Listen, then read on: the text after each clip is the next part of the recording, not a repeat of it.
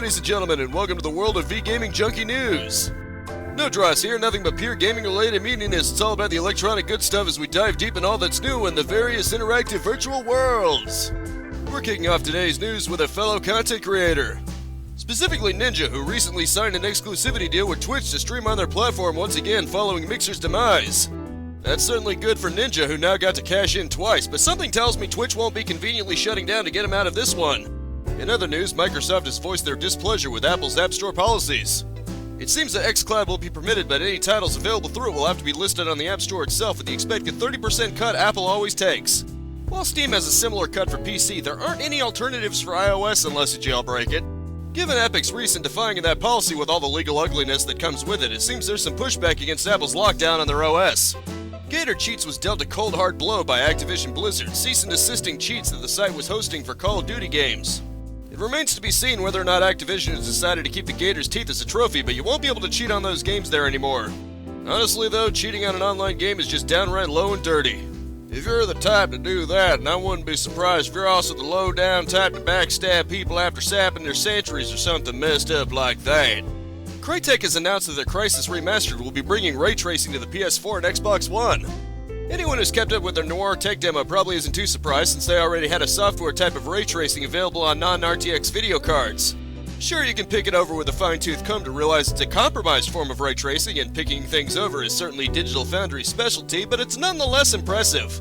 Perhaps Blender's Eevee system could implement something similar, at least as an option.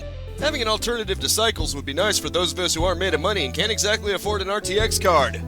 Former developers of Cyberpunk 2077 and the Witcher series have announced their intentions to create a sci-fi first-person shooter.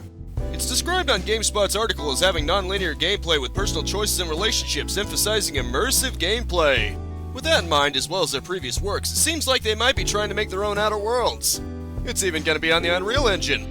We shall see if they have what it takes to succeed, but given how much I've enjoyed The Witcher 3 and how promising Cyberpunk 2077 looks, they could probably pull it off. Or at least I have more hope for them succeeding than Bethesda at this point. Why so silent on Starfield all of a sudden? Is it because of the ongoing backlash against Fallout 76? Obsidian already beat you to the punch, which is kind of embarrassing since people overall prefer their New Vegas to your Fallout titles, but it seems like the people who worked on CD Projekt titles are set to compete with you too. Moving on, it seems Donkey Kong Country 2 is coming to the Nintendo Switch's online services.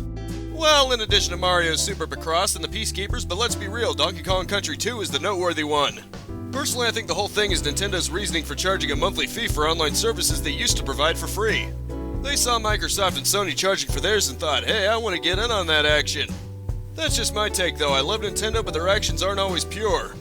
Given how controversial Mario Kart Tours was for using microtransactions and fake player names, even they're not above tipping their toes to a little of that good old human greed. Final Fantasy XVI has been revealed to be a timed console exclusive, specifically the PS5.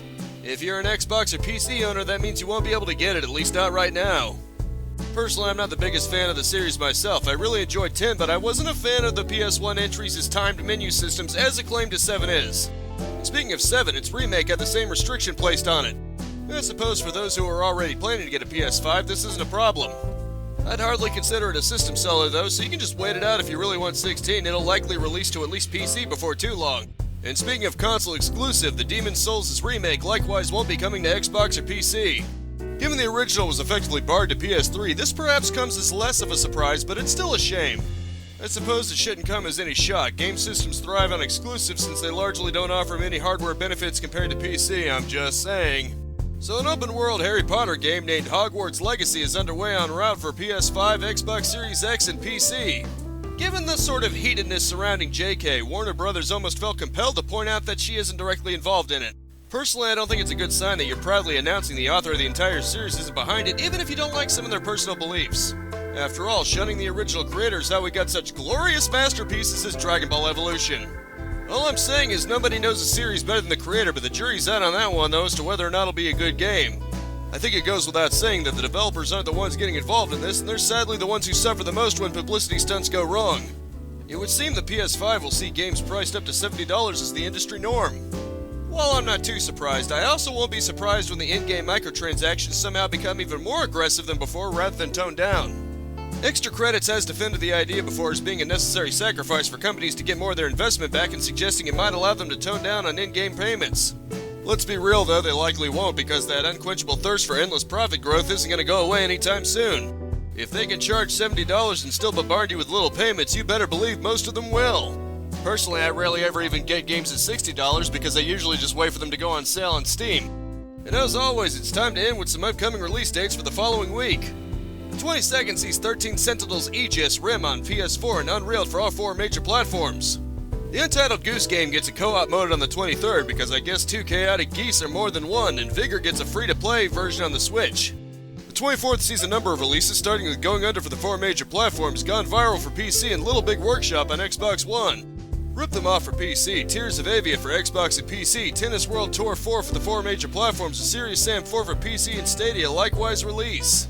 DreamWorks Troll Hunters Defenders of Arcadia on all major platforms is apparently now slated for the 25th, in addition to Mafia's Definitive Edition for PC, PlayStation, and Xbox. Finally, Zengen releases on the Nintendo Switch that day too. Watch Dogs 2, Stick It to the Man, and Football Manager 2020 stand as this week's Epic Store freebies up through the 24th, but there's a special twist this time around. Rocket League is set to go free to play on the 23rd, and people who already bought it will receive rewards for their troubles, whatever those may be.